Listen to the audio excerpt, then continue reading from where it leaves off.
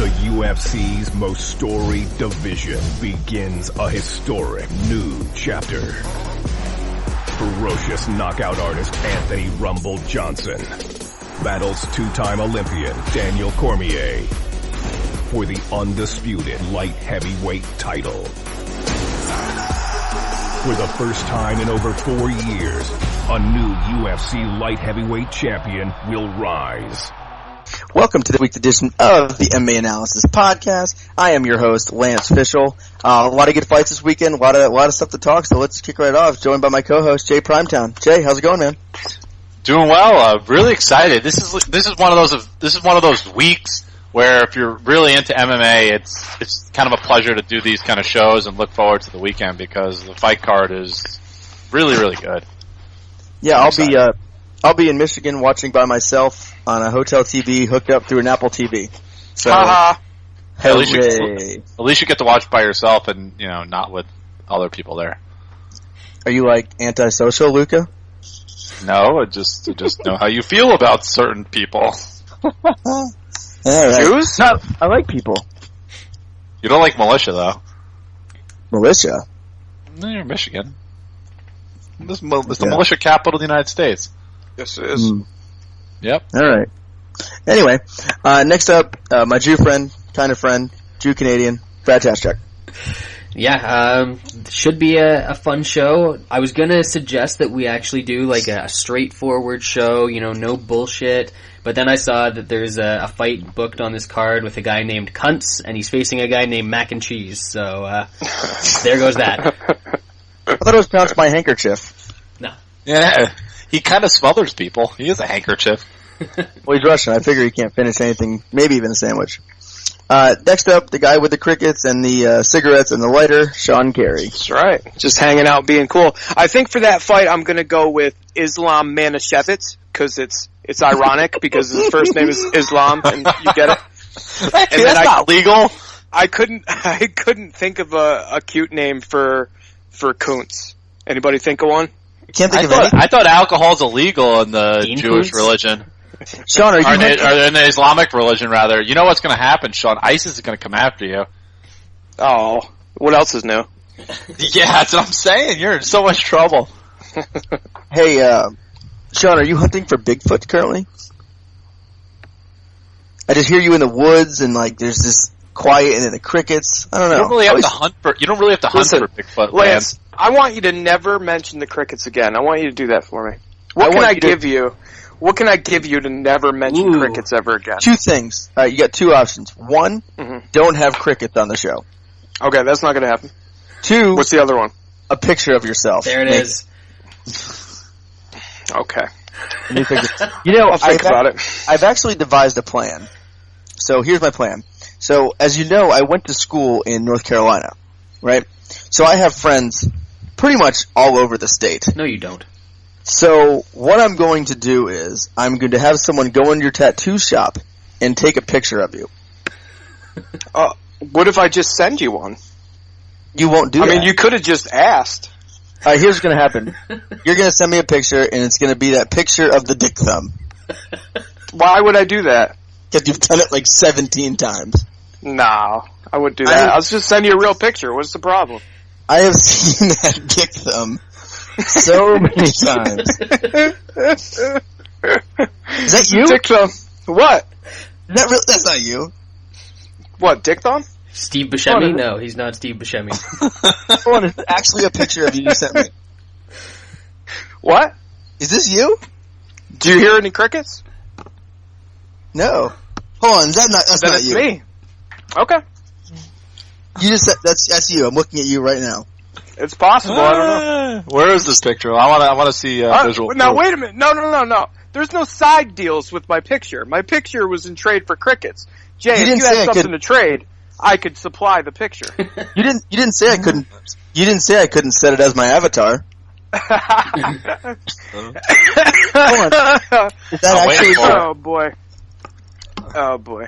I'm gonna need confirmation. Will you send me another picture with a thumbs up? No, I'm sitting outside. Oh, so that's Lance, not you. I'm pretty sure Sean isn't Chris Weidman, Lance. He sent me a picture. It could very well be Sean. I see a tattoo. There's a beard. You said it's your avatar. I see Chris Weidman. Sean, not Sean. So is this really you, Sean? That is me. Yes. You promise? I promise. So I'm currently staring into your eyes. I mean, yeah, that's why I don't like pictures. Yes. Yeah. This is like the best day of my life. All right. Well, if you don't hear the crickets, then you've got your picture. I'm just saying, let me deal the pictures of myself and get my own currency from it. You can't just be sending out my mugshot. I'll send you a picture back below the waist. All right. I can't wait. All right. Also, we made an announcement on Twitter, but there's another Sean that's going to be helping us out. He's going to be helping record, edit, produce, whatever. I don't know what the fuck he's, I'm not good with computers and things. Brad really sucks, so, yeah, his name is Sean as well. He's not going to be on tonight, but he'll be, making appearances here and there, so everyone welcome Sean to the show. Hey, thanks, guys. All right. Lance, I was just thinking, before you send Sean that picture below the waist, you know what you should use to clean up a bit? What's that? Some dude wipes. I could. True. I don't want any fucking dingleberries in my picture, Lance. Need that shit smooth. So before we jump into last week's fights, good segue, Brad. So our sponsor for the show, UFC 187, is Dude Wipes. Dude is the first men's branded wipe on the market. The wipes are a massive 44 square inches for travel packs, 48 square inches for the soft pack. Dude size, as we say. The wipe contains soothing aloe and vitamin E. Dude wipes are flushable. No need to worry about clogging your toilet after use. It's time for dudes to start stepping up their hygiene game and use wipes. Taking care of yourself is now appreciated and accepted. If you want to find Dude Wipes, go to Amazon.com/Dude Products. Also be on the lookout. We're having another Twitter contest here this week. And Jay, you need to send out the last winner's prize pack. Yes, I got to complete the prize pack. Yes, I have to go into the bowels of my closet to get some of the merchandise that is included in the prize pack. The bowels. What is the guy's Twitter handle again? It's his name. It says Shawburn, I think. What is it? Oh, never trained. So he was the winner. He will get his he will get a prize. I promise. From the bowels of my closet, exactly. So everyone check out Dude Wipes at Amazon.com/Dude Product. All right, so now let's go to the first word, which is we'll talk about. You always do is the main event, the last fight, and that was Frankie Edgar versus Uriah Faber. Everyone was super, super excited for this fight, and I think it played out, for the most part, I think how a lot of people thought, but for some people, maybe the excitement level wasn't there wasn't a finish, it wasn't any severe beatdown, it was just a very one-sided fight. So, Jay, two questions. Did that fight live up to expectations for you, and do you think Frankie Edgar does deserve a shot at the bantamweight belt, or the featherweight belt? Well, maybe the bantamweight belt, too. He could probably make that weight now. Yeah. He's talked about it. He said he's not interested. He said the only way he would do it is if he won the 145-pound belt, and then he said he want to get the 135-pound belt so we can have 3 different belts. I think he'd win the 135 belt. Yeah. I don't know, man. He might not be the faster guy anymore. Well, but would he have to be? He'd be the better wrestler, I think. I don't think so. I think he'd be able to keep it standing. I think he could defend takedowns, but I don't think he would easily be able to take TJ down. And I think TJ has some good power in his hands, and I don't know. I think that'd be a great fight. Yeah, but his relentless. He might tire TJ out a little bit. He might. Where's TJ train? Yeah, well, he so they don't tire. They just don't tire out. Dude, are you sure? Because Faber didn't look like he had any answers for Edgar as the fight progressed. He wasn't tired. He was outmatched. Faber didn't look tired. I'm not sure if it's like huffing and puffing, but there's this thing, this relentless style that Edgar has, and it just kind of, I'm not sure if it's a mental wearing out or it's just. No, he just had nothing for him. I think he had absolutely nothing for him, and in the 5th round when you're down 4 rounds, But the first 2 rounds it was competitive. No, it was a pretty competitive fight. Competitive. But Faber didn't do anything. But the last couple rounds, Edgar started scoring, some takedowns and getting more control. So I'm not sure what it was. Maybe, I don't know. Well, there's no question, Frankie. Not even just like as far as his freshness. He just gets better as the fight goes on in general. He's always been like that. Yeah, I agree with that. What were the questions again? He absolutely deserves a shot at the featherweight title. I don't think there's any question about it. I mean, we can have the same cycle where it's him and Mendez, and we can just go back and forth between who should face Aldo. I mean, because let's be honest, is there anybody else really worthy of that conversation? You mean face Conor? Besides the I mean after that though. I think we're gonna see. I think we'll see Conor McGregor versus Frankie Edgar towards the end of the year. You'd love that. You guys wouldn't? Yeah, that'd be great. That'd be fun. I mean, Yeah, it'd be nice to see Conor catch a beat down, but he's going to catch one in July anyway. So, as much as I love Frankie, and I think Frankie would win that fight, it would be a little scary just because of how hard Conor hits. That first 10 minutes would be a little rough. I would honestly rather see, as far as the beatdown of Conor goes, Chad Mendes. As far as I think Conor would have an okay shot. Probably lose, but against Frankie, I would give him almost no shot versus Mendez. Conor's basically said nothing about Edgar. Like, he's either not trying to harass him, not trying to annoy him. I don't know. He's talked a lot more about Chad Mendez and calling him a midget. What do you say, though? Frankie's never talked shit about anyone. I mean, you can't. I mean, here's the thing. He calls out Mendez, people laugh. He calls out Aldo, people laugh. You call it Frankie, it's like, why are you being mean to Frankie, bro? he's so universally loved. Yeah, that's true. Anyway, Brad?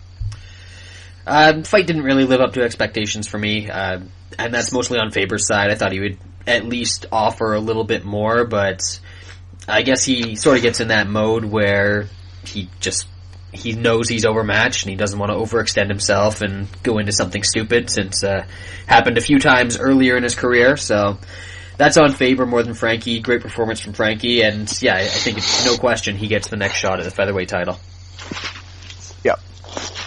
Sean? Yeah, it's kind of fun and ironic that the UFC's first super fight was right up there with Mayweather-Pacquiao in terms of action. Haha. Well, I didn't. MMA's dead. MMA's over. I definitely thought that it would lack him action, but as a fan of just both guys, I still enjoyed it. I didn't think it was. It wasn't a terrible fight. I enjoyed both those fights. I don't think that was a terrible fight at all. I thought it was a good fight. I like two technical guys trying to take each other apart. Nobody's going to make that huge mistake that ends things in a bloodbath. It's not going to happen. I did think that Frankie would wear him down and get on him at the last couple rounds, and that didn't happen.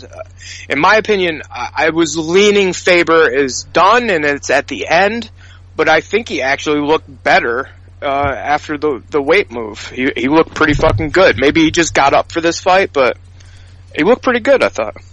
Yeah, and I think the thing was, after the Cub fight and, Frankie's last couple of fights, I think a lot of people thought it was going to be so overmatched that Frankie would just dismantle him, and we would see kind of a similar fight like the Cub fight where Frankie's on top just beating him up, and Faber's a hard guy to keep down, and Frankie's really good at keeping guys down, but just wasn't in the cards. But yeah, I think Frankie will get the next title shot, unless it's something where, they're fighting in July.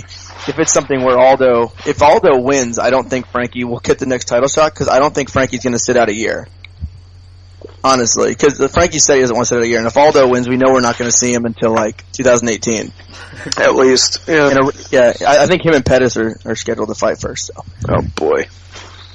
Anyway, let's move on to the rest of the card. Overall, I thought it was a decent card. I thought the main card wasn't great. I thought there were some fun fights in the prelims, but it was an okay card, I guess. Starting out in the Fight Pass prelims, which a couple fights there, we had Yao Jiquawa defeating Nolan Tickman by split decision. A lot of people thought this was a bad decision. I agree. Flyweight division, John De Los Reyes defeated Rolade Sangchoin by submission. It was actually a pretty fun fight. It was a pretty fun fight from how it lasted. Dashing. We had in a catchweight fight, Ning Guangyo defeating Royston Wee by knockout in the second round. Most people missed this because Fox Sports did not want to show it. I think that was one of our consensus bets, right? That was. Yep. Boom. Next up, welterweight division, our other consensus bet, as Lee Jingalingalingalinga just demolished Diego Lima in the first round. Lightweight division, Cajun Johnson defeating Zhang Lepang by unanimous decision. Pretty lackluster fight. And then third, I guess the reincarnation of John Tuck defeated Tae-Hyun Bang by submission rear naked choke. Jay, overall thoughts on the prelims? Yeah, they were pretty entertaining. That John De Los Reyes Sang Cha'an fight was something else. The second round of that fight was maybe the best round of the year so far in the UFC. It was fascinating. Just back and forth. It was like Rock'em Sock'em Robots kind of thing, and it was hell of a fun. I mean, this guy St. John's 0-2 in the UFC, but no way you can cut the guy after that kind of fight. Won the performance of the night, of course. Diego Lima's chin is as bad as Gray Maynard's at this point. Man, he cannot be hit at all. He made Lee Jingling look like Tyron Woodley in there. That's basically what it was. It was a beating. There are some really. There was that decision with Zhao Zhaboy and Tickman. Man, bad decision. I'm not going to say it, but there was a fight on the main card that may have had a worse decision, though. Yeah, I would say that was definitely worse. Brad, any quick thoughts here? Yeah, obviously the De Los Reyes fight was great. Nice that we hit a couple consensus bets, and Lil Jangalang representing for the Beijing boys, so you gotta love that. And John Tuck, the fight didn't get out of the first round, so he looked good. Sean? Yeah, aren't we fucking happy that we switched off? Well, I switched off a Wii and that we picked Gangyo. I actually picked him on the podcast last week. Yeah, I know. You guys. Obviously, we didn't know that he would look like death. He looked so wrong. It wasn't just a missing weight. There was he was super pasty looking, like something was fucking up. And then he fought like he just had no cares in the world about being there or winning a fight. It was really bad. Something was obviously wrong with the dude. I like him, so hopefully he gets whatever the fuck it was fixed and comes back, because I think he's decent, especially for the Asian guys. You think he had an abortion? Maybe. I think probably his husband beat him. I'm not real big on changing picture, making bets based on weigh-ins, but I watch these weigh-ins. I actually just happened to watch it live. It was like 6 a.m. and I was getting ready for work and hanging out with Ella in the morning, and I was like, oh, the weigh-ins are on. And I added a bet literally that morning, and then I also added a bet that won by robbery, which was, yeah. Next up, featherweight division. We start in the featherweight division with Levon Makhachev versus Mark Adiva. Split decision 20-28, 28-29, 30-27. I was very surprised that Adiva got a round here. I didn't think, or a scorecard here. I didn't think he won that fight at all. Brad or Sean? Yeah, Makhachev still looks bad in my opinion. I'm kind of pissed that he finally came out and hunted takedowns, and I mean he got him and legit won the fight. But it seemed like if Adiva had pulled one actual round out in real life, he probably would have won the fight. But no such luck. Brad, I can't stop staring at this picture of Sean. I've seen him. Is he a handsome man? I've seen him. He looks good. Yeah, I'm a 10, Brad. Got a what do you got? I'll send you a picture, buddy. Got a well-manicured beard. Did you send him the guy from Sons of Anarchy or something? Like, is that what you did? The main character? It's him. It's me. Oh, really? Okay. I was hoping for a face tattoo. It's not there, but Brad, thoughts on Makhachev? I agree. All right, fair enough. Okay, what's next for Makhachev? A bath?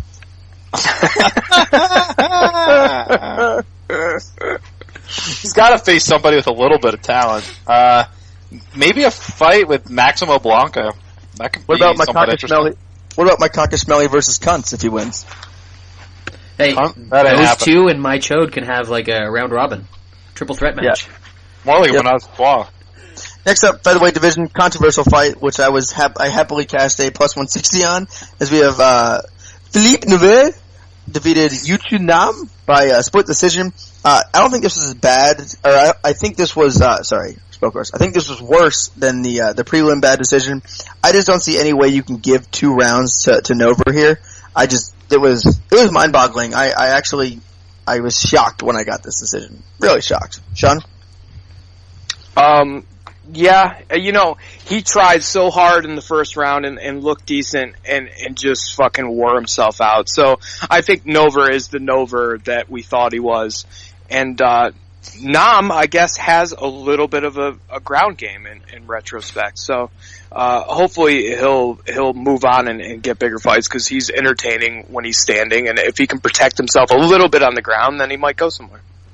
Brett? Yeah, I was barbecuing up at the cottage while I was watching this fight, so I didn't really catch the second round, which was obviously the swing round, but from what everyone said, yeah, bad decision. Do you care what's next for Nova here, Jay?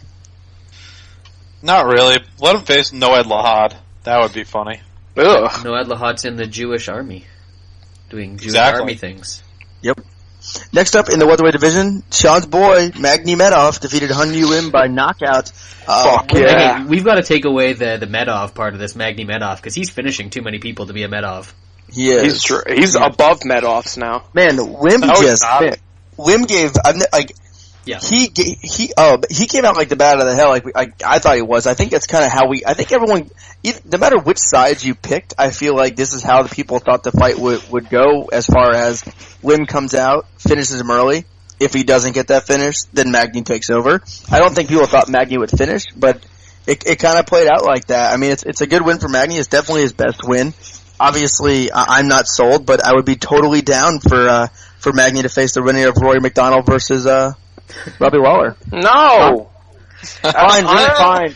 Yeah, The winner of Rick Story or Eric Silva, fine. I'll take that, sure. You take Rick Story? It's a tough one. That would be his toughest, but, I mean... What would you put the line at? Minus 400? No, not anymore. Not after this one.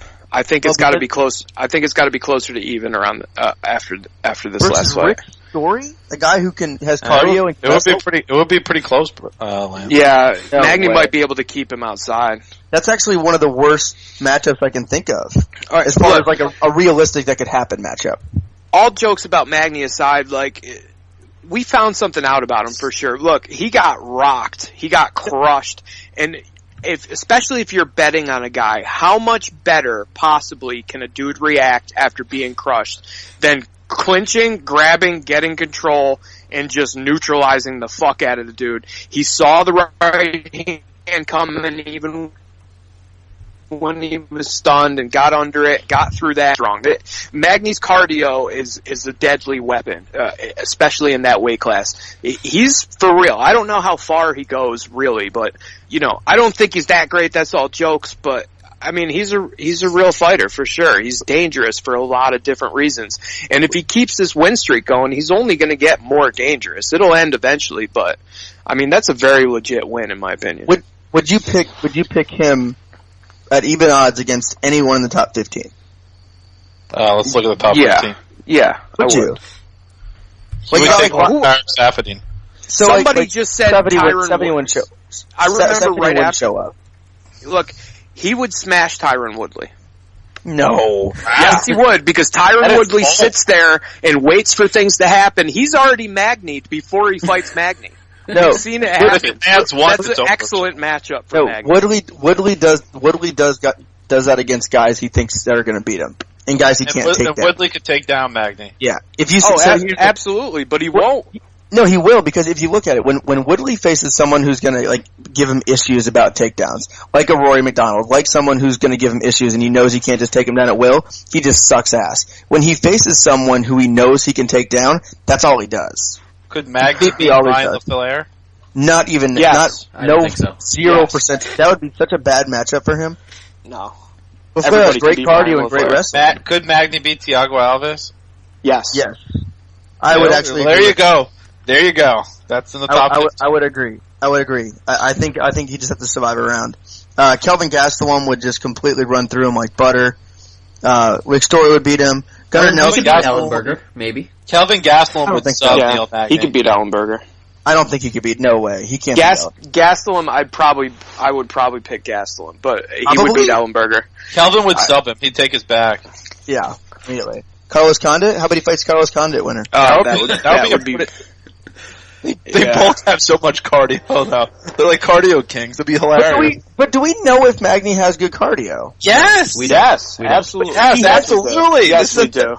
He hasn't been in a fight that's went the distance in a grueling fight at all. Like, a guy like Carlos Condit, he puts it on you nonstop. You don't get a chance to breathe. These guys Magny's beating have basically all quit after one round. The dude was just barely sweating.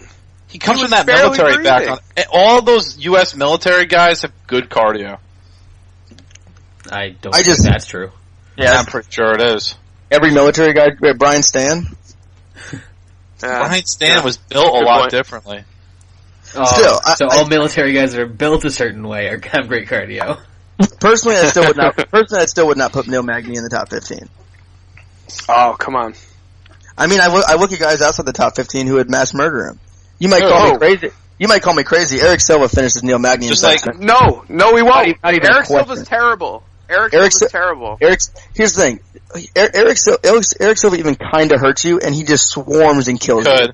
Sergio Moraes did sub Neil Magny in 2 minutes. Yeah. And Eric's jiu-jitsu is amazing, though. It's a long time ago. So was Eric Silva is a crazy finisher on the ground. Crazy finisher on the ground. Eric Silva round 1 would be 100% the best. Could Neil Magny beat Stun Gun? No, probably not. Yeah, he could. He would have to finish him in the 3rd round, because on the ground, Stun Gun would just demolish him. Come on, 5-round fight. What Stun Gun, though? 8. What's he ranked? 8. No, I mean, like... What Stun Gun? Like crazy coming forward finish it Stun Gun? Or, I don't know. I mean... It'd be grappling Stun Gun. Why do we think he's going to revert back to I'm actually going to try to win fights as opposed to just try to be an exciting guy? There's no reason to believe he's going to revert back. Because he got knocked out? Here's the thing. I think anyone with half decent cardio who knows how to wrestle beats Magny with ease. And we haven't seen that yet. We haven't seen Magny fight a wrestler yet, which is crazy. Half of welterweight is a bunch of fucking wrestlers, and we haven't seen him face a wrestler. I thought Alex Garcia had good judo, but he didn't use it. Alex Garcia beat Neil Magny with a torn ACL. Not exactly. No. Didn't happen. That's not what the judges say. Oh, okay. Philip Nover? We just talked about the Philip Nover fight. I can't argue with the judges, Lance. The result is the result. I'll end on this. I think Neil Magny is better than I've thought in the past. Wow. I still think he sucks. Too bad you didn't bet on him 7 times in a row. You'd be all set. I hope we have this recorded. Oh yeah, Brad, you got that right? Yep, I got it. I'll say this: he has put himself in a place where I am interested in his next fight. Oh yeah, Brad, I hope you got that recorded victory too. for Magny. And I will give Magny props.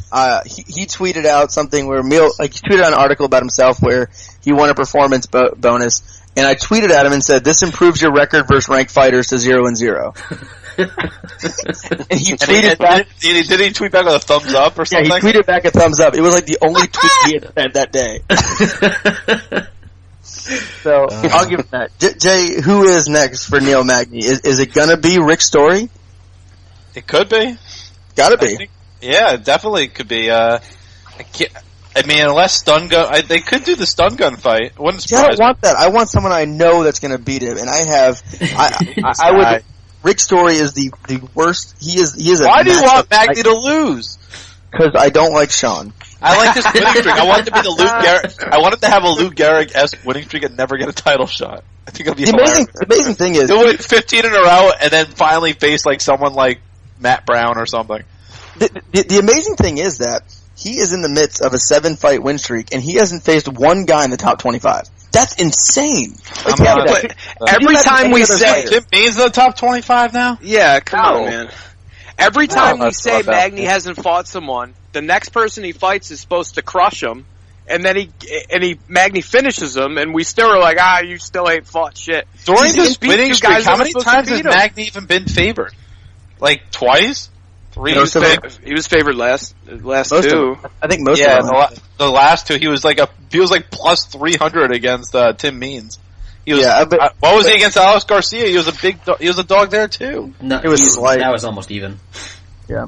Well, he was but he was a dog though. Let's see. He closed at he was minus 620. So he was minus 120 versus Lim, minus 625 versus Kunamoto, minus 280 versus Macario, plus 135 versus Garcia, minus 290 versus Rodrigo. I don't know who the fuck that guy is.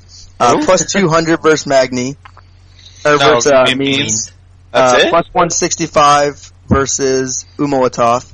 Minus 145 versus Seth Baczynski. So wow, he was a dog against Umalatov. Wow. Yeah, wow. I actually bet on him there. Wow. Yeah. Thinking back, wow, that's a terrible line.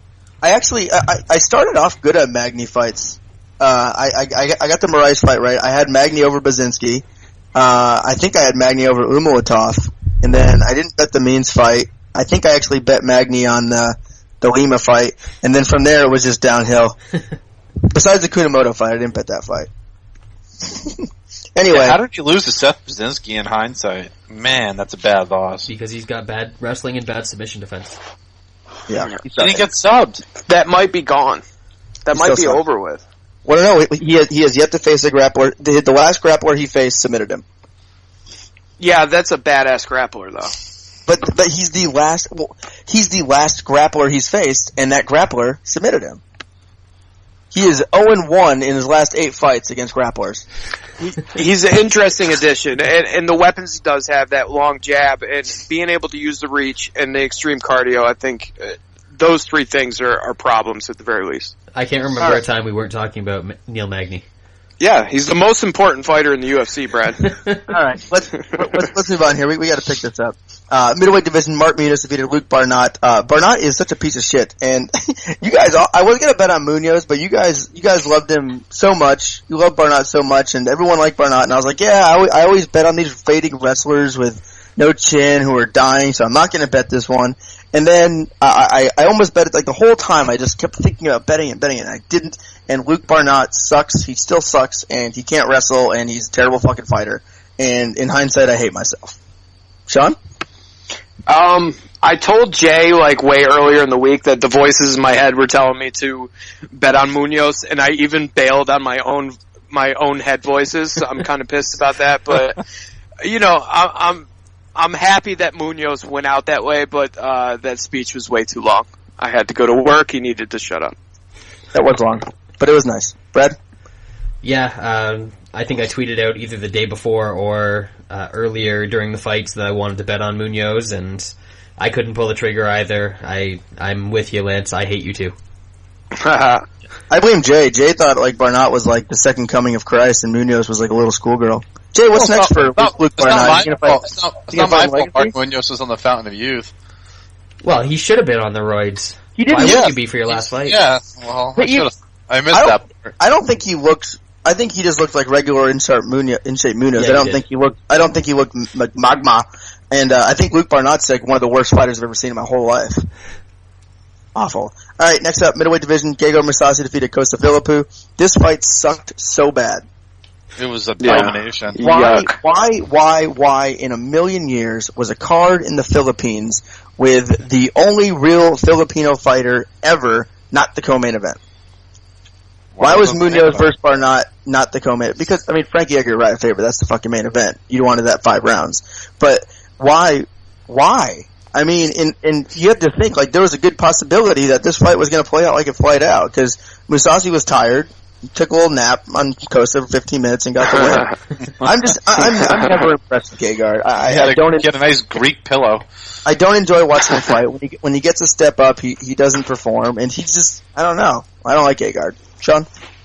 I mean, it's tough to argue with that performance. I mean, it was at least smart. He was like, alright, I'm not slugging it out with this fucking goon. Let me just take him down and lay on him. And he did. He looked like he pushed for a little bit of finish towards the end of the fight, but it looked like Philippou was prepared to defend himself. He just couldn't do anything but defend himself. So, yeah, horrible fucking fight, but Mousasi is Mousasi. I think he'll, you know, shit the bed next time out in a serious fight. Why are they wasting Philippou? That guy can be such a fun fighter. I hate when they match him up with grappler. He's not going anywhere. He's not going to get a title shot. Just put him against guys who are going to stand and bang. Brad? Yeah, I don't know. I've never been impressed by Mousasi. I know people love him from way back in the day when he was fighting a whole bunch of cans over in Japan. Looked great. Whatever. He just... You said when he gets a step up, he doesn't perform. When he gets a step down, he doesn't perform either. This guy just, he doesn't perform. He'll beat fighters because he's got good skills, but he doesn't use them. Jay, what's next? I have an idea. What, him and Timmy Kennedy? Tim Kennedy is a Bellator fighter. No, he's not. Kennedy will never. I almost guarantee Tim Kennedy will never fight. That was my guess. That's what I would have said. I would have said Tim. Philippou could be interesting if that ever happened. Yeah, let's do a guy in winning streak versus a guy who's lost. I'm not talking about now, but at some point in time, that fight could make sense. Whatever. Do Philippou and Barnott. Oh, that would be. But anyway, that'll do it for this card. We talked a lot about Neil Magny, like we always do. And come on, Rick, let's get that fight. Though I could honestly, it wouldn't surprise me whatsoever if Eric Silva finished Rick Story. Is that weird? No. I mean, we saw what Maya did. We know you like Eric Silva. Yeah, Eric Silva's so terrible. I don't get it. I like Rick Story more than I like Eric Silva. You're scared of Eric Silva, I think. Eric Silva is inside 5 minutes, he's the most dangerous guy in the UFC. Well, let's not get crazy here. I mean, he is. Who's against more dangerous guys that are against guys? Yeah, let him face a top 10 fighter and see if he can. He dies. There you go. Who is he lost to outside of Matt Brown? Fitch. Yeah, Donger. Dong. Stun gun. Yeah, he got hit with a dong in the face. Yeah, big spinning dong. It's not like he's losing to like losers. You know, he's losing in terrible ways. Like, why is a professional fighter not able to go the distance in his own sport? It's 3 rounds. Why can't you go? I don't get it. Why can't professional basketball players play all 48 minutes? Why can't professional basketball? That's the worst analogy ever. Let's just move on from there. Yeah, all right, now we move on to the UFC 187.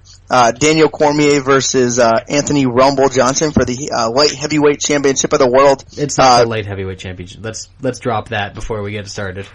It's definitely the light heavyweight championship. And there's a belt. John Jones is not an active fighter. He is not. He's not on the active list right now. So we're going to have a belt, and it's on the line. We don't know when John's coming back. I don't think John's going to come back till like middle of next year. So this is for the light heavyweight championship of the world, the greatest fighter in the division. All right, let's move on there. Start with the prelim card on Fight Pass, and we have in the flyweight division Justin Scoggins versus Josh Sampo. Jay? Yeah, first fight on the card. Decent way to start. Decent way to start. I got Josh Sampo D+, Justin Scoggins B. Yeah, that's B as in boy. I think this could be one-way traffic. B as in bad fight IQ? Yeah, the worst. Against guys that are top 5 fighters. Yeah, we got that part. Josh Sampo is not a top 5 fighter. I think he's kind of a scrub, to be honest. I think Scoggins, relentless pressure. He could take down Sampo with ease here. I think he controls his fight with just pure aggression. I think he runs over him. Could either going to be a straight 3-round decision or potentially a late stoppage, just by being outworking this guy Sampo. I got it as part of a 3-man parlay. The others are later on the card. Brad? Yeah, I like Justin Scoggins here as well. I think that Josh Sampo, we know that he's a wrestler, and Justin Scoggins has shown in the UFC that he is actually a much better wrestler than Josh Sampo was at any point. So I think if there's anyone getting takedowns here, it's going to be Scoggins. I don't think that Sampo is a big threat off his back, and on the feet there's a big disparity between these two. So I like Scoggins here. I think he probably wins a decision, but I've got the points handicap -3.5. It was at -185. I started an open parlay until I decide what I want to throw with that. Sean? Yeah, I mean, would we feel this way before the Holohan fight? Like, Scoggins is a dummy, and he's not. It's a problem. Like, yes, everything that Jay said is true. He should run him over. He should beat him. But just because he's showed these things in the past, it makes you awful nervous. I wouldn't bet it, but, I mean, maybe I'm missing the boat. Maybe he does just run Sampo over. Sampo has decent wrestling, and this anything could happen factor comes in when Scoggins is such a dummy. So I'll stay away from this one, but I'll pick Scoggins. Yeah, I'm more with Sean on here. I'm definitely going to be picking Scoggins. But yeah, Scoggins just finds a way to lose. He's obviously a talented fighter. He's a young fighter. He's got a lot of offensive skill set, but he does things he doesn't have to do. And I could see him like getting in a dominant position here, doing something stupid, getting put in his back and being stuck there for 3 minutes and losing the round. So yeah. there's a lot of stuff that can happen here. Sampo, I wouldn't call Sampo a scrub. He can definitely, wrestle him a little bit here, get on top, and maybe steal some rounds. So it's going to be a pass for me, but the pick is Scoggins. Lightweight division, Islam Makhachev versus Leo Kuntz. Jay? Both these guys are making their UFC debuts. Both, I believe, are undefeated, actually. Leo Kuntz, I got as a D+. Kuntz has lost. I'm sorry? Kuntz has lost. Oh. Yeah, that too. And I got Mr. Handkerchief C+. I'm pretty excited about Mr. Handkerchief. You can see my full breakdown at MMA Oddsbreaker, but just to go quickly here, he's coached by the Eagle's father. He's in his corner is the Eagle and his dad. So you can breaking news. Hold on, breaking news just came out, guys. Makhachev just pulled out of the fight. No, he didn't. Knee injury. He pulled out of the fight. He got hurt. He fell off his chair in his dining room. Shut your mouth and obey royalty. Him and the beaver trapped in a bubble room right now. Are you done? I thought Russians were tough. They're not. They're not Russians. They're from the Caucasus. Okay. Not tough. They love from the Caucasus. Mountains. Yeah, I love the Caucasus too. Sean loves the Caucasus. Oh yeah. But I think this is going to be again one-way traffic. This guy Leo Kuntz, he might be undefeated. He has a decent, he kind of pushes forward. He's got decent grappling ability, but I just think he's completely outmatched in this one. I just think Mr. Handkerchief's he's got so much variety in his takedowns, really pushes forward with them. Yeah, and his striking, his technique is actually not bad. I think he's the better striker here, and I think, I don't really see this fight taking place on the feet that long because I think, the Dagestani is just gonna be able to take him down in any variety of ways he wants. This is, like I said, one-way traffic. Either dominant decision or late stoppage, here for, the Islamic one. I'm not betting this one because I just don't like to do that with two debuting fighters. But like I said, one-way traffic, he wins. Brad? Yeah, I think that I'm still going with Mac and Cheese. I think Mac and Cheese takes this one. There's a couple types of records that I like to fade when they're coming into the UFC. One are the really inflated Brazilian records, and the other one are really inflated Midwestern records.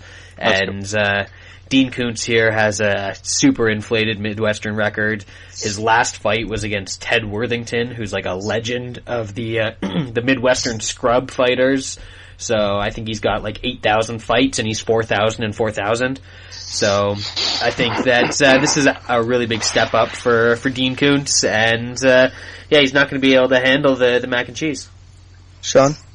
Yeah, I think Islam Makhachev runs away with this one. When I looked into these guys, he looks really good. I'm not going to lie, but I'm not going to bet on him for the same reason that Jay isn't going to bet on him. But I do love to fade records like Brad said too. So that, another one where I like Scoggins where I just might be missing the boat, but I will sit back and see how he reacts in his first time in the octagon. But Makhachev is the pick.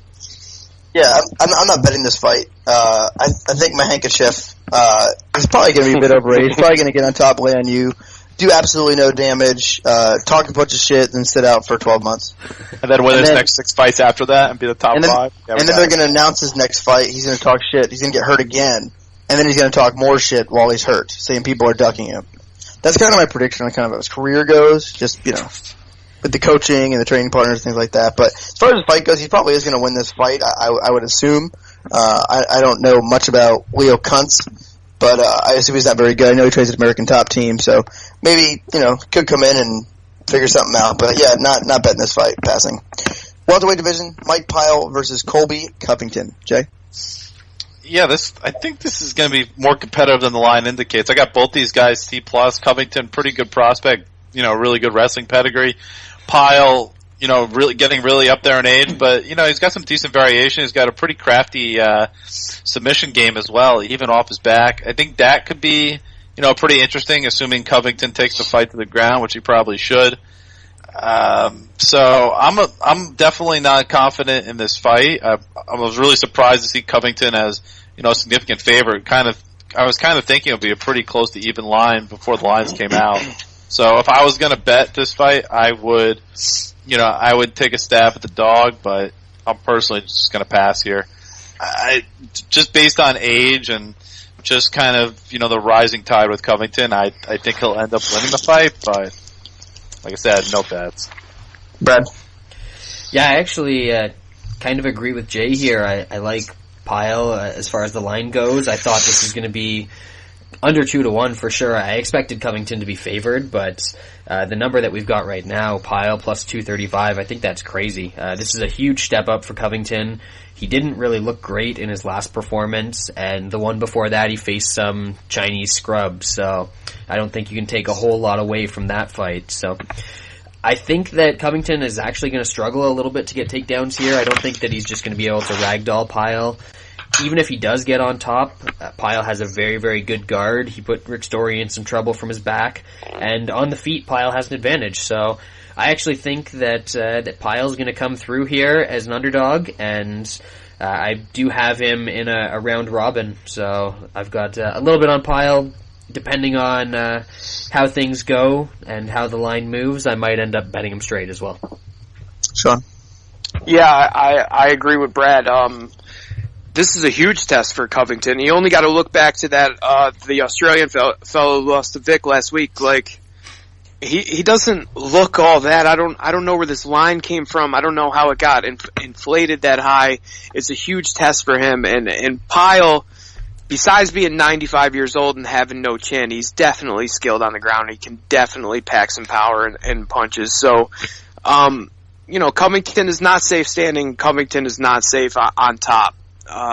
Covington would have to get rid of him awfully quick in order to live up to that number, and I don't think he will. So, I'm gonna pick like Pyle and Toutmaster, but I'm not gonna bet on Pyle, and I'm not gonna pick him either. I'll pick Covington.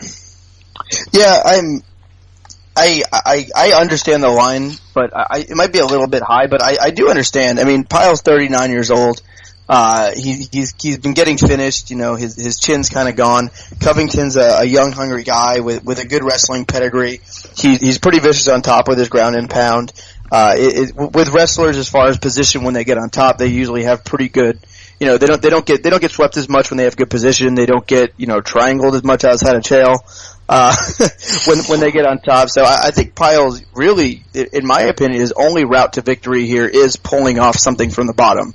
As far as getting an arm bar, getting a triangle, and I think overall, I think Covington's just gonna be too tough. I think he's gonna be postured up, laying ground and pound. I think he can tire Pyle out and bloody him up and win a decision. I do understand why people like Pyle. I know this is a step up, but in all fighters, careers, they do take a big step up, and they have to eventually, and you can't really, put him against that, and I just think he's looked good in his fights, and I think he's a good prospect. I was kind of hyped up on him before he even got to the UFC, so I think Covington is going to win this, but I do understand the picks on Mike Pyle. Alright, moving up now to the women's strawweight division, we have Rose Namajunas versus Nina Ansaroff, who I have no idea who that is. I know I would beat her, though. She's Jay? the anti-Frankie Edgar. She's Amanda Nunez's girlfriend. I don't know who either of those people are, but I would beat both them. Okay. I have Nina Ansaroff, which is with the worst nickname in the history of the UFC, the Strina, a C-, and Rose Namajunas. What is it? The Strina. I kid What's you a not. Strina? Sounds like an STD. No clue. I really don't know. All I know is it rhymes with Nina. Carry on. Somebody looked this up on Urban Dictionary. No, nobody cares. Yeah, you're probably right. I don't know. Ansaroff hits hard. She's a pretty decent striker. Pretty good athlete. Takedown defense is pretty bad, which is why she lost her UFC debut against Juliana Lima. Namajunas, though, she's probably overrated. And this fight is kind of tricky for me because because there's such hype behind Rose, and it makes you wonder what the line would really be if there wasn't that hype behind her name. But she's got she's got good. Nah, I don't know about that, but good submission game. The striking is kind of rangy, but I don't really think she packs a lot of power. So I actually think this could be more competitive than certainly my grades indicate. But I guess Rose probably wins. I would stay away from this fight, though. It seems like one of those fights that could be ripe for a dog win. Maybe. Very maybe. Brad? Question. Is Nina Ansarov a female fighter?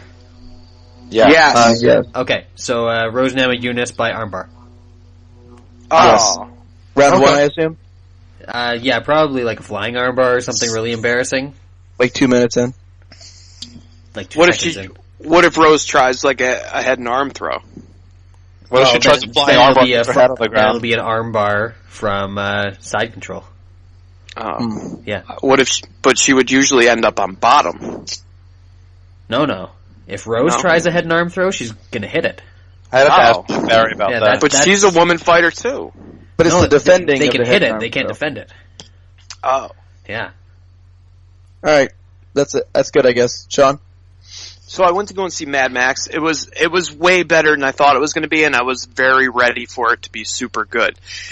For instance, there's this one truck that drives around with nothing but amps on the front and big, huge speakers. And then there's a retarded guy with no eyes hanging from bungee cords who plays the guitar and fire shoots out of his guitar, and he just plays wherever they go, and everything's got fire shooting out of it, and everybody's dying or giving birth going 90 miles an hour. It's a must-see, especially if you like Road Warrior.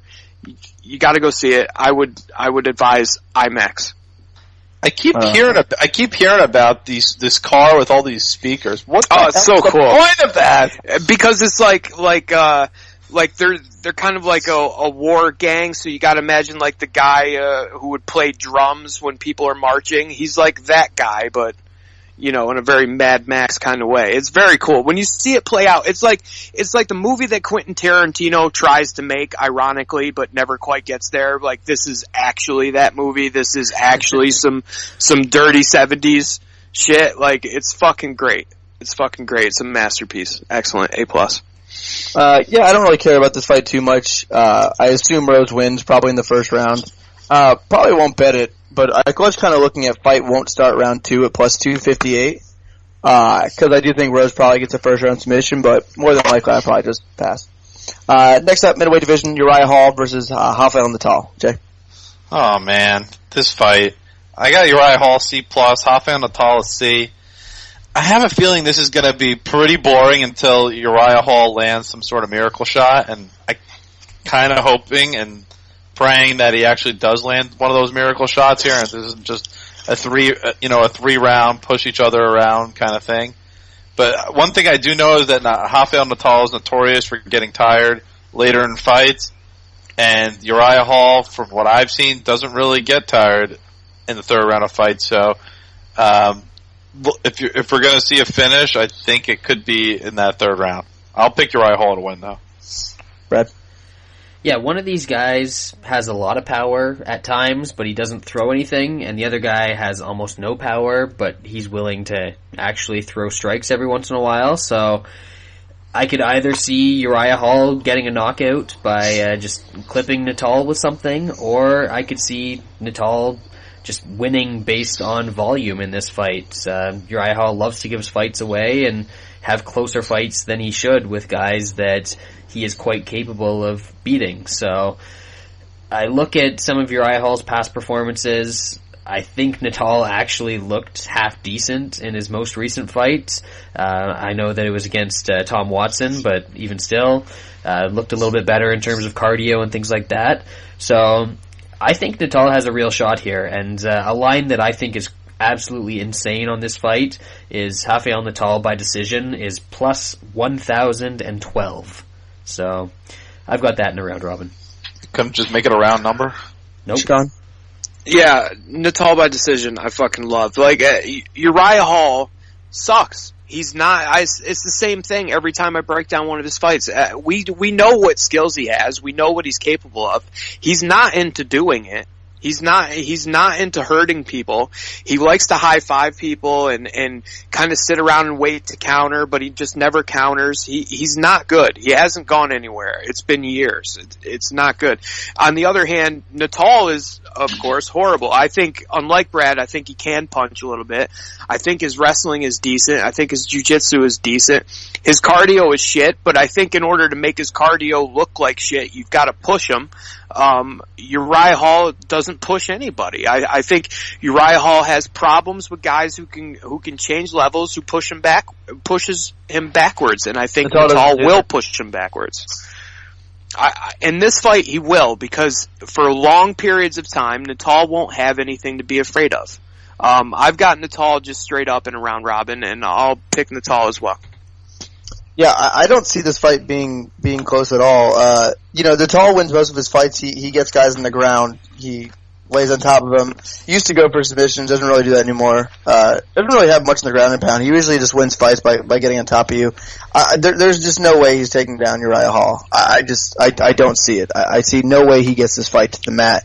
And I feel like the only way he wins this fight is getting the fight to the mat. And it's not going to happen. It might not be the most pretty, just like most Hall fights, but he does win. When he hasn't. This is another fight where he's not facing good competition, and when he doesn't face good competition, he wins the fight, pretty or not. And this fight's going to be on the feet. Uriah Hall is John Howard. Much. That was the weirdest fight I've ever seen, and I scored that fight for Hall. Well, that was a bad scorecard on your part. Yep. Natal. He's first 5 minutes might be competitive on the feet a little bit. Hall lunging forward, maybe a little more aggressive, but second and third round is going to be all Hall if it goes that far. I do think Uriah does put him away. Like Jay said, I think he's going to clip him once and finish him off on the ground. So Uriah Hall for the win. Another fight I'm not betting though, just because I don't like betting in Uriah Hall fights because they're so aggravating. Because when you're watching him fight, you always just feel like he could finish this whenever he felt like it. I still. But he can't. But he can't. He could if he wanted to. No, but he doesn't, so he can't. He can't, and he doesn't want to. So. And finish him or not, Rafael Natal is not beating Uriah Hall, and I do hope for Hall's sake, and just in general, I hope Hall does eventually, hopefully one day, maybe possibly flip that switch. He won't, and become an aggressive fighter, because if he does, he's a very, very dangerous guy in this division. He's had his chance already. It's past. And Natal's a guy that's like sort of local to Hall, so Hall probably thinks they're friends. So there's going to be a lot of high-fiving in this fight. Yeah, high-fiving all around. Natal is unlikable. Welterweight division. Dong Young Kim, the Korean stun gun, versus Josh Burkman. Jay? Yeah, I think this is going to be pretty competitive. I got both these guys B-. This is a pretty tricky fight. But it's for me, I think it's kind of hard. Yeah, I ranked them the same because the stun gun that I see, I don't trust. Burkman, on the other hand, pretty reliable, great granite chin, never been knocked out, can certainly stand with stun gun, and stun gun loves to strike. Now, this isn't the stun gun that when he was at his peak was at least a B+. But now I think you're super underrating stun gun here. No, he's a different guy now. Yeah, he's not that guy. His only loss in the last 3 years is to a top 3 fighter. He's lost since he's changed his style. Well, he would have lost no matter what. He's going to out-wrestle Tyron Woodley. All the other fights, he won. He was going to lose to Eric Silva, and then he threw a Hail Mary and it landed in the end zone. You mean Eric Silva didn't finish from the first round, so the other fighter got to finish late? Yeah. The Hail Mary wouldn't have mattered. Eric Silva was going to lose. It was it didn't look like that. It would have. It's Eric Silva. Eventually, John Hathaway fight was another one where he won the first 2 rounds and then he knocked him out. I don't really see it. He was again tiring badly. Yeah, with a shock knockout. Yeah, but he was up 2 rounds when he knocked him out. Except the guy that he's facing now has never been knocked out and can pretty much take any punch, as far as I can see. So. Well, I'm not saying nothing against Josh Burkman. I think he does have a chance, but I mean, the way that the ranking in the same grade is, And it's, I disagree with you. Is lunacy. I'm pretty sure it's not, but okay. So, yeah, I'm actually going to go with Josh Burkman here getting the upset. That's my pick. Brad, how would you rank these guys side by side? Not style fight, not about who's going to win, just stylistically. Dong Hyun Kim, the guy who's like what 6-1 in his last 7 fights, top 5 fighter, or the guy whose best win, not counting, take out that one John Fitch fight, was Tyler Stinson in the last couple of years. Hey, he beat Aaron Simpson and Gerald Harris. What is average age 46 at time of fight? Doesn't matter. Yeah, Stun Gun. I like his new style. It's fun to watch. I don't necessarily think it's the best for him, but at this point in his career, I think he realizes he's not going to get to the title. He might as well have fun fight, stick around in the UFC as long as possible. Get that Reebok money because that's all he's got coming to him, and maybe pick up a performance of the night bonus or a fight of the night bonus along the way. So I think it's going to be a fun fight. I think that his problem is that he tires himself out a little bit too much. I do believe that Burkman was sick going into that last fight, as he claimed, because I don't think I've ever seen his cardio quite as bad as it was there. So I think Kim's going to come out early. He's going to put a lot of offense on Burkman, and then he's going to start to fade. And I wouldn't be shocked to see Burkman catch him with something in the second or third rounds. Maybe put him away, because Burkman does have some solid power. He's got pretty decent subs after he gets somebody hurt. And Kim doesn't have the greatest chin. So I'm going to pick Kim to win the fight, just because I think he does pull it off a little bit more often. Maybe he can sustain that offense. But if I'm betting it, I'm probably betting Burkman inside the distance. Sean. Yeah, I think we're around on the same page here. I also bet Burkman inside the distance, and the problem is I don't think it's out of the question that Dynamic Fastener Stun Gun shows up and holds somebody down, and then the Burkman any bet is retarded because he has no chance if that happens. All somebody has to do in Stun Gun's corner is say, hey, you were better when you held people down and didn't do crazy spinning shit. He listens, he does that, Burkman loses. But what I think is going to happen is I think there's going to be a brawl, and the number that you're getting on Burkman in a brawl with Stun Gun is excellent. So I would take that and hope for a brawl. If it is a brawl, I think it goes how Brad said, where Stun Gun will come out swinging early, probably put some damage on Burkman, and then in the second round when it slows down, Burkman will come on, and I think Burkman can get him out of there late. We just gotta hope for spinning shit Donger instead of Dynamic Fastener Donger. I'm gonna pick Burkman. I'm on the same page as you guys, as far as I do think, because of the style in this fight, that Burkman does have a decent shot here. I just think they're not even, close to at least the same caliber of fighter, but I think in this style matchup, I think Burkman does have a decent chance. I think it would I could actually see him pulling off a sub here, as opposed to knocking him out. I think that the chin usage for Dong Hyun Kim are pretty exaggerated. He's only been knocked out twice. He hasn't really been hurt in his fights too much outside of the knockouts and then the Eric Silva fight, which Eric Silva it's Eric Silva. The Tyron Woodley one punch would have knocked anybody out. And if you guys remember the other knockout, which was the hands of Carlos Condit, that was a knee that is just happy his head didn't fall off his body. So, it was just like the whiplash of that. I literally thought his head was going to just fly off. But, I think that's a little overstated. I think Dong Hyun Kim is an excellent fighter. He's one of the top 10 fighters in the division. He's a very good fighter.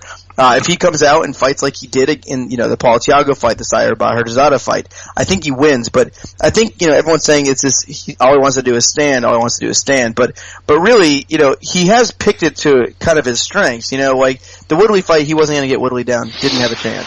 The Hathaway fight, Hathaway's probably, a better grappler than he was the better striker there. Eric Silva fight, it's Eric Silva. You don't want to go to the ground with him. And the fights that he should have took the fight to the ground, the Sayer Baharzadeh and the Thiago fight, he did take to the ground. So I think it's a little over-exaggerated, this style thing, and I think he really was fighting to his strengths in all of those fights. So we'll see if he does that again here. If he does, then he wins. If he doesn't, then he probably wins, but could be a little closer, and Burkman has a little bit of better chance there. All right, moving up now to the flyweight division, we have the return of John Dodson versus Islam Makhachev. Jay? Yeah, I'm really excited to see Dodson return. I got John Dodson A, Zach Makowski a B-. I think this is the most lopsided fight on the card. I think John Dodson really is an excellent fighter, just mega power for this weight class. Such a great athlete. I just really don't think I'm really struggling to see what Zach Makowski can do here to make this even competitive. Sean, are you like boiling water? I was yawning. I'm sorry. You were like smashing down a line out there. That too. But yeah, Makowski's going to try to. What was that? Oh, sorry. That's good shit. Continue, Jay. Makowski's going to try to wrestle, but I really just don't see him having any success catching Dodson in that fashion. Dodson moves so well that I really think it's just going to be open picking for Dodson to just land with big strikes, whether it's flying knees or just punch combinations with the hands. I think Makowski's got a lot of trouble here.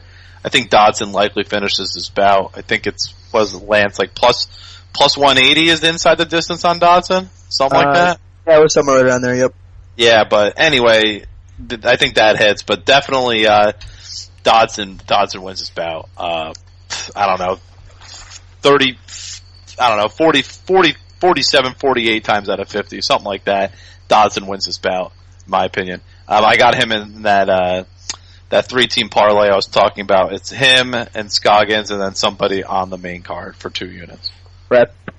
Yeah, I like Dodson here as well. As Jay said, I think this is a pretty clear fight, probably one of the clearest ones in a fight card that has a whole bunch of big lines on it. Zach Makowski, he's a decent technical striker. He's got a good single leg. None of that's going to matter against Dodson. Dodson's going to be way faster on the feet. He's got huge power. Makowski's not going to be able to close the distance on him and get any sort of wrestling going. Even if he does get a hold of Dodson, get a hold of that single leg, Dodson has some incredible balance. I wouldn't be surprised to see him flip over Makowski and do some crazy matrix shit and knock him out or something like that. But I've got Dodson straight in a parlay to win 3 units with something else later on the card. Sean? Yeah, exactly what those two said. Dodson is too fast on his feet, too fast with his hands.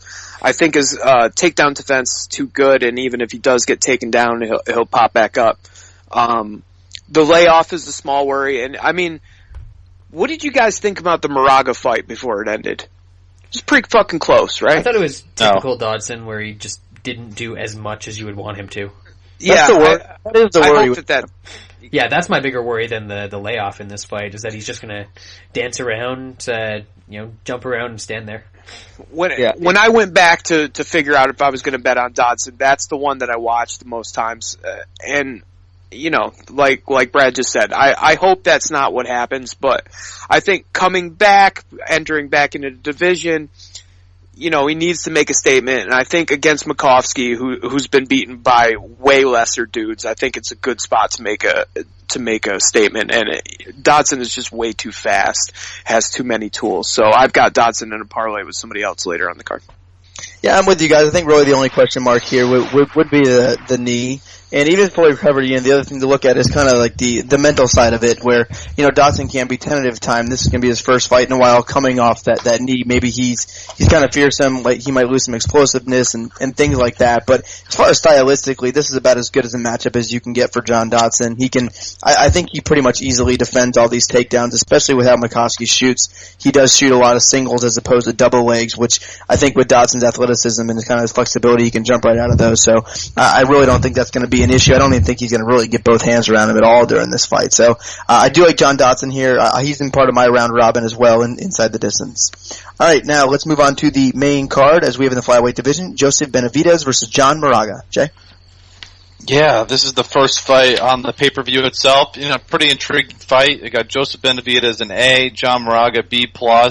This line is, again, this is another big line. It's really ballooned in the favor of Joseph Benavidez. I think it's a little trickier than that, though. Moraga is, certainly capable with submissions. his striking game is pretty solid as well. But I mean, the most likely thing that's going to happen here is kind of like the Dustin Ortiz fight. Benavidez is going to, use wrestling very effectively, be in top control the majority of the fight. I think Moraga could, potentially challenge with the guillotine. That would be, I think, his most likely way to win is with some sort of choke. But Benavidez probably, should win this fight pretty clearly, I would think. But I wouldn't be adverse to, taking a flyer on Moraga here. I think this line is a bit too much. Brad, what was that question that Lance asked earlier when we talked about TJ gassing? Yeah, you asked where he trained, right? Mm-hmm. Where does Joseph Benavidez train? He trains a Team Alpha Male. So chances of him getting guillotined in this fight? I would say less than 1%. Yeah, he's going to win because John Moraga is not going to guillotine him, and Moraga was only competitive against Dodson because, as we just discussed, Dodson sort of stood there and did nothing for long stretches of that fight. Benavidez has a lot more consistent output. He's going to be the more effective striker than Moraga.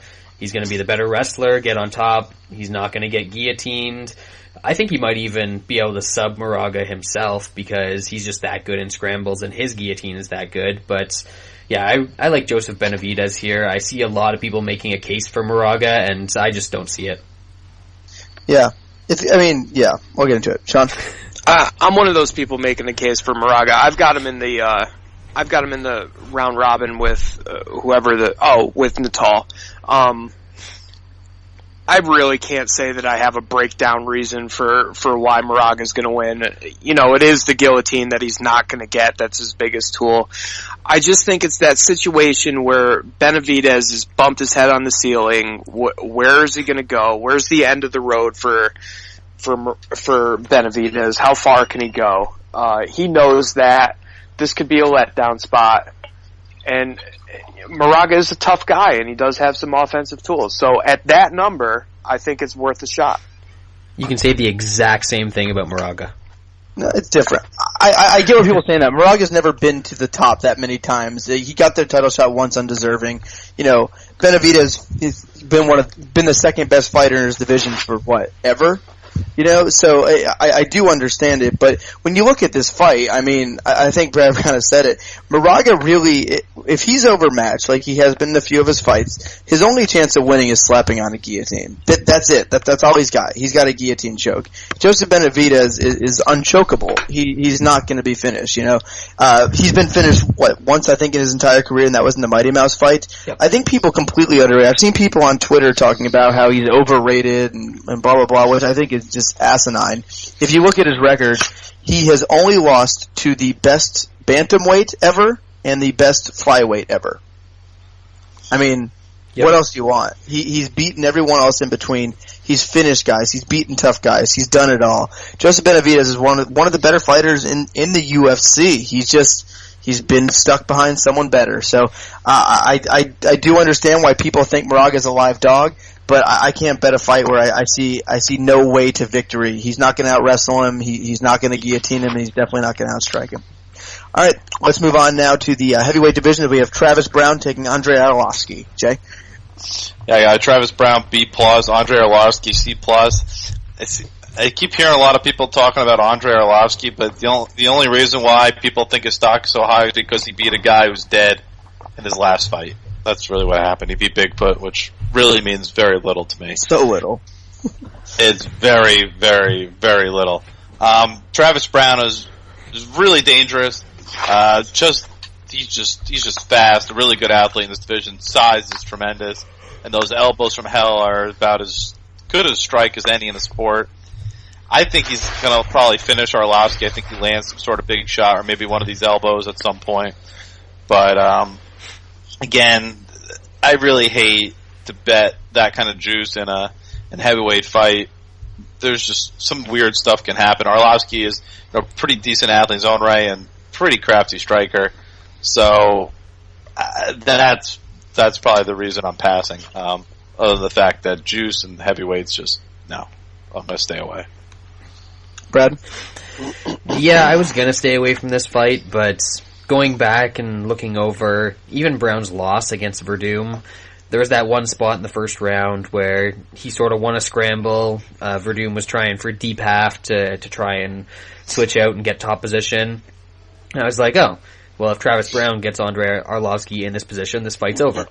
And just looking at the speed difference on the feet, Travis Brown should be able to land something, can probably knock Arlovski out, even though we've seen Arlovski take some punches, surprisingly, after that big string of knockouts that he went on. So Arlovski surviving was enough to keep me away from playing Brown TKO or Brown inside the distance, because I don't really want to pay, minus 200 for a TKO prop. I think that's a little bit crazy.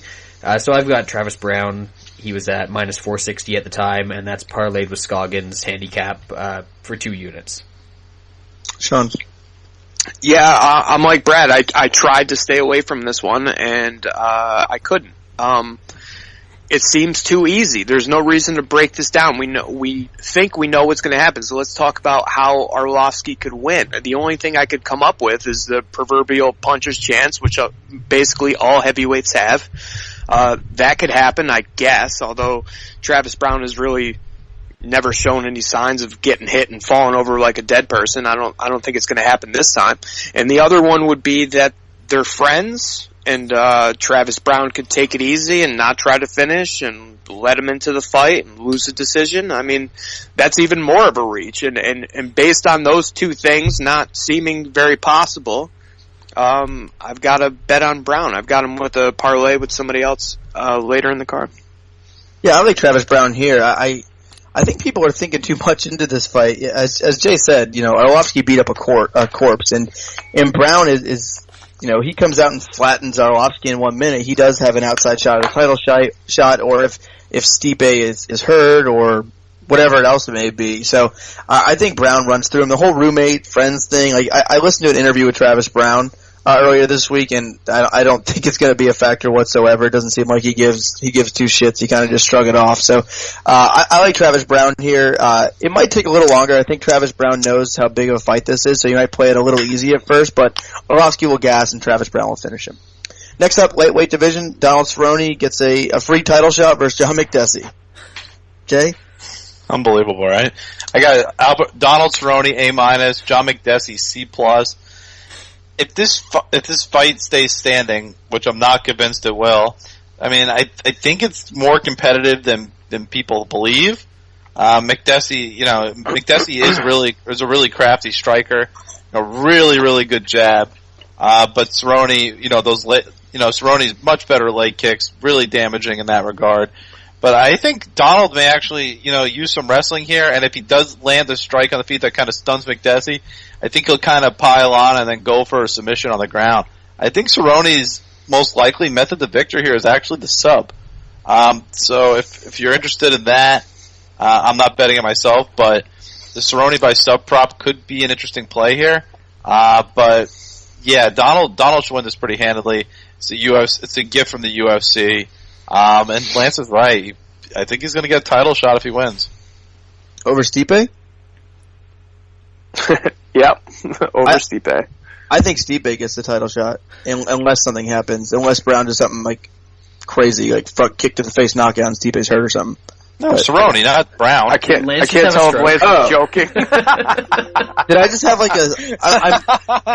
I'm so out of it right now. I'm trying to reply to emails and What happened, Lance, is do you smell burnt toast? I'm writing an email right now. I'm so out of it right now. I haven't slept much. All right, whatever. Nice of you to pop in the middle of the breakdown and be like, over Stipe? Someone talk. All right, I'll talk now. Yeah, this is a fight where I think Cerrone can win it however he wants. No way he's beating Stipe. He might struggle a little bit with the size, that's for sure. But I bet you Cerrone would take that fight. I can't bet it because I'm not sure how Cerrone's going to come out and approach the fight. If he lets it turn into a kickboxing bout, honestly, I think it will be somewhat close. I guess McDessie did struggle with the kicks of Shane Campbell. Cerrone's kicks are going to come a lot faster. He's not going to gas out, and he's not going to have repetitive timing that McDessie can get down like he did against Campbell. But if Cerrone comes out, like Jay said, and uses his wrestling, gets it to the ground, he's going to sub McDessie in no time flat. So we might see him do that, but I can't trust Cerrone to take the smartest game plan here. So I guess you could bet the handicap, because I do think he's going to win pretty much every minute of this fight. But minus 260 on a points handicap with Cerrone, who does like to get hit in the face a lot, is a little bit too rich for my blood. Sean? Yeah, a question for you guys. Does Cerrone choke, or do we think he chokes because he lost a couple? He 100% choked in the Nate Diaz fight. Okay, did he choke against RDA, or is RDA good? I think a little bit of both. It looked like he came out pretty flat in that fight. Yeah, that's fair. That's not the most unusual thing for him, though. Did he choke against Pettis? No. No, I will say he was beaten before he walked in the octagon versus Pettis. Kind of the same thing, right? Yeah. No. Sure. Okay. I wouldn't say that's a choke. I'm gonna go with Cerrone chokes. This theory has bitten me in the ass in the last couple fights because I wanted him to choke there and he fucking didn't. He looked great. This time, yeah, if he wins, he's gonna get a title shot. If he's gonna choke, he's gonna choke here. If he's gonna choke, it's gonna be against somebody who wants you to come forward and be aggressive so he can counter you with short shots inside the pocket. McDessie's that guy. McDessie has plenty of holes in his games. He's not good, but he can punch. He's a good technical striker. He has a decent defense. His eyes are fixed. That's a bonus. So if Cowboy doesn't choke, I think what we get here is a kick to the head or a knee to the head and a jump on him and sub. Or he doesn't like what he's finding standing up. He takes him down, and on the ground is a huge advantage, and I think he finds a sub there. So I've got McDessie in that same round robin with the other two huge dogs, but I also put one unit on Cowboy by sub, and I think that was plus 220. So, I hope he chokes, but if he doesn't choke, I hope he subs. Yeah, I think Cerrone wins here. I think it is going to start in the feet, but I think if anything bad happens to Cerrone on the feet, if he gets clipped a little bit, gets hurt a little bit, I think he takes his fight to the ground. I think he can take McDessie down, and I think on top he would just completely smother him. I don't see Cerrone as a choker to choke. I feel like when he has those letdowns versus, RDA, I feel like just didn't get up for that fight. That wasn't I don't know what that was. That didn't even look like Cowboy. And then we all bet on Evan Dunham because we thought Cowboy had quit. But, yep. And then in the Nate Diaz fight, I don't know what that was. I don't know, maybe he thought he was going to run through him and didn't do it. I don't know what that was. He was gun shy in that fight, and we don't see that very often. But it's against good guys or guys I think he fears a little bit, like Pettis as well, where he does that. But I don't think he's going to do that against a guy that he knows he can beat. He knows he's that much better than. He's a lot better than McDessie. And I think Cowboy knows, this is his last chance. This is his last chance to get a shot at the title. And it's funny, I know RDA beat him, but I wouldn't give him no chance versus RDA. If he rematched Pettis, I'd give him no chance. But in a rematch with RDA, I actually would give him an outside shot to win that fight. So it should be an interesting fight. But I do think he rolls here. I do have Cerrone in a parlay, the only parlay I made in the card. So I think he absolutely rolls here. Probably gets a finish. Next up, middleweight division: Chris Weidman versus Vitor Belfort for the belt. Jay. Yeah, this is a big time fight. I got Chris Weidman. It's an A+, and Vitor Belfort an A-. Vitor Belfort was probably an A+ while on steroids, but now that he's not, A-, and I might be being generous, maybe even B+. I mean, the reality is he looks like a totally different person. I just don't see him being anywhere near as fast, anywhere near athletic, and quite frankly, just being able to do the things that he was able to do that he did 2 years ago, things like the head kick to Luke Rockhold and, knocking out Michael Bisping. I just don't think he has that ability anymore. Not to mention Chris Weidman has a huge reach advantage, size advantage, much better wrestler, and I think the pressure that Weidman can do, or he can even, use reach to, to avoid strikes. He also, the one thing he's going to have to do is get to keep, he's going to have to keep turning it away so Vitor can't land, his signature strike, the leg kick. So that's just one thing he needs to be cognizant for. Other than that, I think Weidman rolls here. I have him in that 3-man parlay, so Scoggins, Dodson, and Weidman. That pays out minus 10, when I played at minus 108.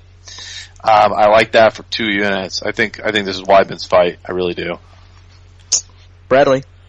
Yeah, I really like Chris Weidman here as well. I think that we're going to see... Actually, do you guys think that Vitor is going to be clean coming into this fight? Yes. I mean, yeah, I saw him. He was like a little schoolgirl. Yeah, so he looks really clean. I think I think this is he needs dude wipes. Literally going to be the first fight in Vitor Belfort's career where he's not on some sort of steroid. He looks so bad. You might be right, yeah. He looks so bad. Scary, isn't it? So I don't see him reacting well once he gets in there. We've seen that guys who are on steroids and TRT can take a little bit more of a shot than guys who aren't. But Vitor's always had a pretty good chin, so I'm not sure that Weidman is going to knock him out. Did you just say that Vitor's always had a pretty good chin? I think he's had a pretty decent chin. Really? He's taken a lot of punishment. Like when he got knocked out by Anderson, when else has he been knocked out? I don't know, but he's been shook plenty of times. He'll quit when a guy puts it on him, but Randy Couture made him quit a couple times, and he loses in the big moments. That's what he's more known for. Yeah, I think that's it. Other than the Silva kick, he's been knocked out 3 times allegedly. Yeah, 2 by Randy Couture, which were both just that's right, getting on him and just keeping the volume up and making him quit, which Weidman could do. And then Anderson Silva, with the perfect front kick to the face, put him out. So I think he's got a decent chin. I think that it might be a little bit beyond Weidman to just straight TKO him. But Weidman could get into the later rounds, pound him out a little bit. I actually favor Weidman to get the sub, though. Once he gets on top, he's got a very good submission game.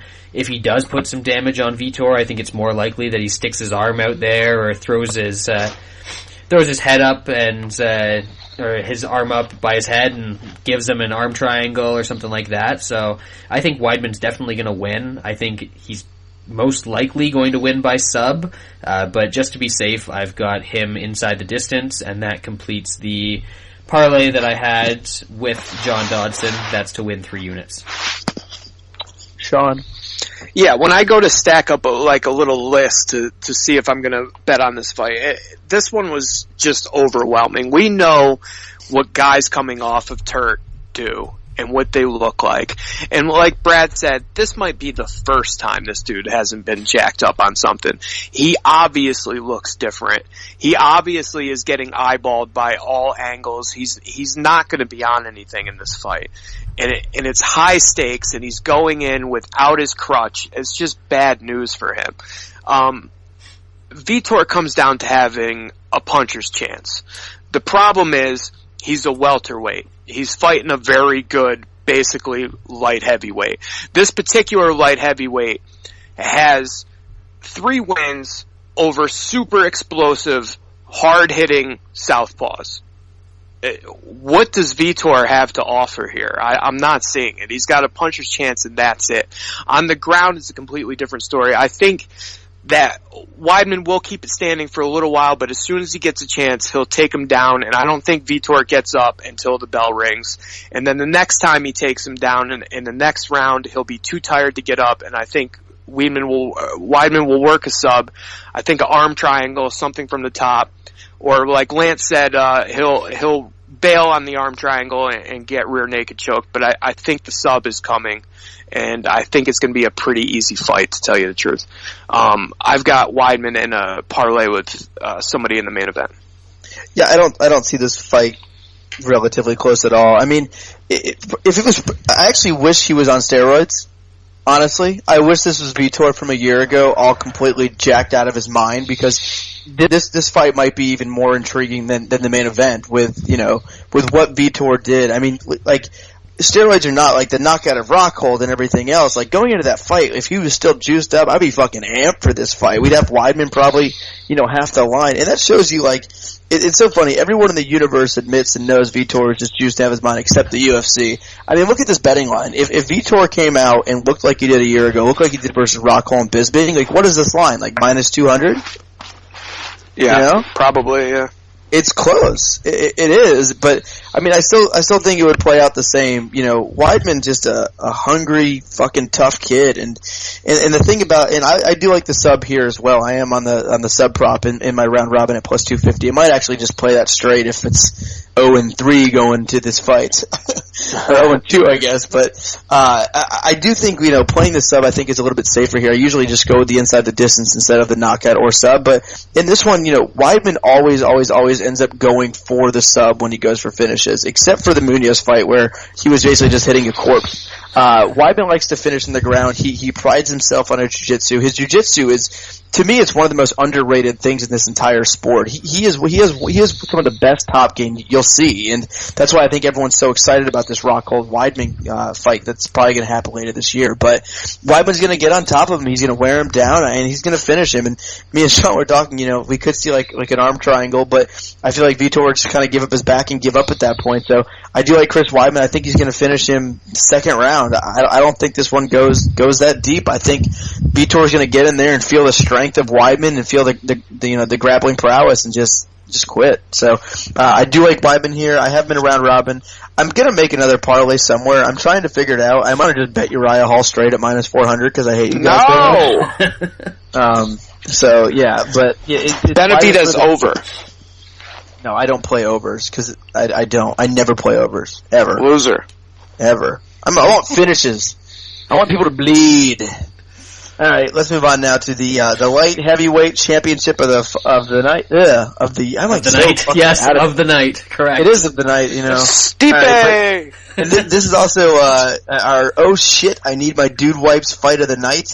We have a huge fight between DC and Anthony Rumble Johnson for the light heavyweight championship. Jay, I'll start with you. Yeah, this is a really good fight. I got Anthony Johnson A, Daniel Cormier A+. This is big time. This is a really compelling fight when it was announced. It's the right two guys that should be fighting for this title now that John Jones was forced to vacate it. I think this fight, I think it could be initial trouble for Cormier as he just sort of figures out Rumble's speed. But after that, I think Cormier looks to really close the distance and really kind of put a lot of pressure on Anthony Johnson. Again, pressure will be the key here. They'll have to work for takedowns, stay really close so Rumble can't open up and land, a big bomb, really kind of wind up and land that kind of strike. That's going to be the key for Cormier here to succeed. And then, once he's able to, sustain that kind of pressure, tire Rumble out a bit, and then, just kind of try to break him. The work in the wrestling and, kind of cruise from that point on to a decision or maybe even a stoppage. Probably a stoppage, sometime in the third round or so, maybe fourth. But yeah, I think that's how it's going to happen. I think Daniel Cormier gets it done, and wins the belt. Definitely be nervous about betting Cormier in one of those situations just because Rumble has so much power, in his hands. But I do think that, Louisiana gets its first UFC heavyweight champion or light heavyweight champion. Brad. Yeah, I actually think that Rumble's going to win this fight. I think it's a competitive fight, but there are some things that worry me about Cormier. We still haven't seen him. Like, obviously, we saw him against Jones, so we saw him against the best the light heavyweight division has to offer. But other than that, we haven't seen him against top competition. So, looking at his fights, especially against Jones sort of let him into the clinch. He didn't really make him work to get into the clinch. Rumble has really good distance control. And even when guys do get inside on him, he's got good hand fighting on the inside. He's gotten a lot better at breaking off from the clinch rather than getting in prolonged battles there. So I think he can keep the distance here, and at distance, he's got a huge reach advantage over Cormier, huge power advantage. He's much faster. Cormier's like 3 feet tall, so he's a sitting duck for Rumble's uppercut. So I think that could come into play as Cormier tries to close the distance. But I think that, yeah, the cardio is a concern, but I'm not sure that Cormier is going to make Rumble work enough in the early rounds for that cardio to really come into play the way he'd like it to. So those are the in-fight factors that I like, but out of the fight, if Cormier wins this, we already know that John Jones is going to get a title shot as soon as he comes back. Does Cormier really want to fight John Jones again? I know he probably says he does, but John Jones was better than him everywhere. Daniel Cormier is getting older. Yeah, he might say he's getting better from a technical standpoint, but physically, he really can't be improving at this point. So I'm not sure how badly he wants to win sort of a paper title and then go on to face a guy that just whooped his ass a little bit. So I think that Rumble's going to be able to keep his at distance, and I think he's actually going to be knocking Daniel Cormier out. So gotta like Rumble here. Sean. Yeah, I think this is a super close fight where the fight will play out in not a close manner. I think whatever road this fight takes, it's either going to be Cormier with a dominant drag you to the ground over and over again, probably decision or late finish, or it's going to be Rumble by an astonishing knockout. Either way, it could really swing either way. It's super close. The thing that tips it for me in this fight is that you can say whatever you want about, yeah, I know that Johnson was killing himself to get to 170. I get it. And he's tired because he's killing himself. But he still quit when he's tired. You can see it on his face. Plenty of people get tired and don't quit. And once you quit, it's in you. It stays there. It's just waiting to be brought back out. And I think Cormier is the kind of guy to bring it back out. I keep on seeing that moment where in a striker versus grappler match where the striker keeps on getting up and he's dealing with it and he's hitting the grappler a bit, but the grappler keeps on attaching himself. And then maybe in the third round you see that moment where he takes him down, and then when he goes to get up one more time, the grappler pulls his bottom leg out, and he does that thing where he scoots up, where his back is flat on the fence. He takes a deep breath. He looks up at the clock, and he tries to get up again, and he can't. And from that point on, you know that the grappler's got it, and you're going to be safe. And I expect that moment to happen in the third round. I don't know if Cormier finishes late in the fight, but I do think that Cormier wears him down, drags him down there, and keeps him down there. I think Cormier wants this one, and I think that AJ just has that quit in him, and I don't think it's going anywhere. Cormier is the pick. I've got him parlayed with Weidman for 4 units. I mean, he only quit once, right? He kind of quit with Vitor. I would say twice. But that Vitor fight was fixed anyway, so.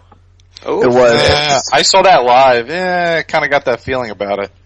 Honestly, and I know back in the day that did happen with the Vitor fight, with the Koscheck fight, but I honestly believe he's just a different person, different fighter now. He's so confident. He's head down, work your ass off nonstop. Anything you read, it just says, oh, he's always in the fucking gym. He's always working. He's always going strong. And I feel like he is just so confident. Like, going into that Gustafsson fight, it was almost like eerie how he's confident but humble at the same time. Like, going in that Gustafsson fight, every time you heard him talk, you could just tell, like, he had no doubt, no fear in his mind. He was going to go out there and he was going to win that fight.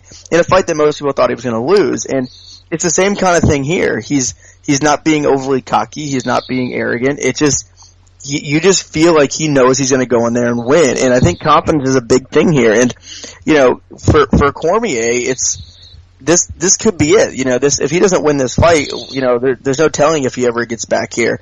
And to me, it just seems like there's a lot more pressure on Daniel Cormier to win this fight than there is Anthony Johnson. And, you know, you say quit. Cormier quit the Olympics because he couldn't make weight. I think that's kind of like a physical you're about to die problem. Well, that was, you know, when Rumble was cutting that weight, he probably felt like that in the octagon. But, you know, someone trains their entire life to get to the Olympics, and you get there, and you can't make weight. So, for me, I would black out and die if I was in that position. I don't know. So you can put it both ways. Maybe he stopped sweating. Maybe he had, he did have health issues, whatever. But there's a lot of guys who wouldn't have stopped. So you could say it can be in both them. And as far as this fight plays out, I think Rumble knows he has 5 or 10 minutes here. And quitting or not, I mean, to me, that part doesn't even really matter because Rumble's going to either knock Cormier out in the first 10 minutes or he's going to lose. So I think Rumble's going to come out like he's come out for the last couple of years, trying to knock your head off. He's going to come out, he's going to throw a bomb. And, you don't know how you're going to act until you get hit by someone like Daniel Cormier. I don't think anyone thought Gustin had chin issues. I don't think anyone thought Gustin was get dropped. I don't think that fight's a clear result. I might be in the minority there, but I think that was a headbutt. Oh, yeah, you were definitely in the minority, definitely. And he had hit him with like thousands of things. Rumble, Gustin walked in that cage like he had met a giant black guy in an alley. Quick question for you guys on this fight: who do you think is going to be the fighter that actually backs up? Oh, Cormier. I've never seen Rumble back up. Right? I don't think Cormier is going to back up. He's not going to have a choice. Yeah, I think he's safer, closer, and I think he knows that. Yeah, I think he wants to get inside and smother and stay there. And he has a way of fucking sticking to people. Watch the Barnett fight. He stuck to John Jones too. Yeah, so dude. John Jones let him stick to him. So that's true, though. There's a couple of things I see this playing out. I think Rumble's going to stalk him. I think he's going to cut off the cage, and Cormier is going to grab a hold of him. But I can also see if Cormier has him kind of pinched against the cage, I could see Rumble kind of reversing the position and landing uppercuts there. Rumble is very, very good in the clinch as well. His short uppercuts are gruesome. He can get Cormier, and I know people always say it, but more than maybe anyone, it only takes one.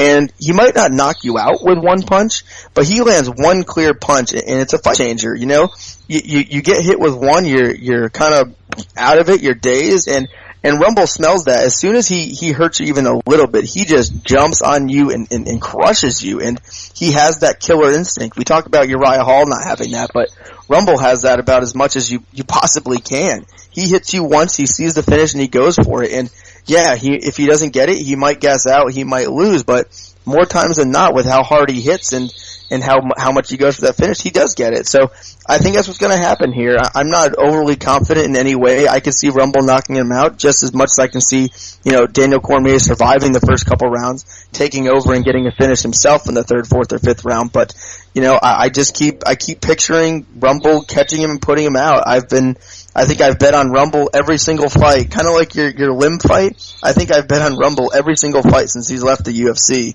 and I'll continue to bet him, and I'll take a chance here. And part of this is a hard fight. I'm not a big Daniel Cormier fan. I hate everything he says. Every word, every sentence he's ever said, I disagree with and dislike. I like every single wrestler in the universe except for Daniel Cormier. I think he's an arrogant piece of shit, and I hope Rumble knocks him out. Good?